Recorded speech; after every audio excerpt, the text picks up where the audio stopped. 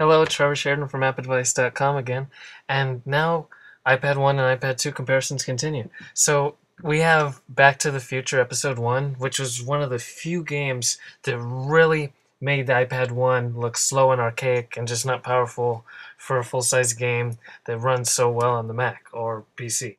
When playing on the iPad 1, that when there's high action scenes, the frames seem to come in by frame, and there's so many slowdowns, and there's no real smoothness to any of the characters. Now, there have been no optimizations made by Back to the Future by Telltale Games. This is just the difference of the power of the iPad 2 compared to the iPad 1.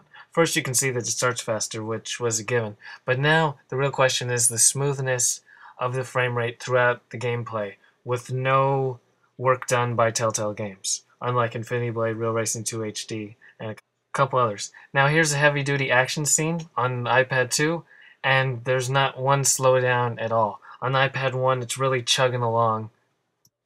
Hopefully the video represents how it looks in person. You can tell the difference is quite dramatic, and there's no work done by Telltale Games. I need to keep bringing that up because this is just the power of the iPad 2. Right there, I get a push notification, and iPad 2 doesn't even hesitate. The same thing happened on the iPad 1. You practically need to restart the app.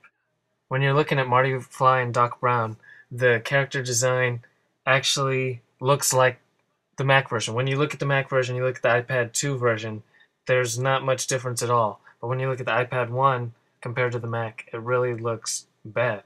And now the same is said for comparing to the iPad 2. There's just such a smoothness to every character that wasn't there for the iPad 1. And the same goes for any kind of interaction with the game. Like here, when you actually get to control parts of the movement, you're not just watching the animated scene parts. Telltale Games has a very powerful engine that might not be optimized very well for iPad 1, but it does look beautiful when there's enough power on board to run it, and the iPad 2 has that power.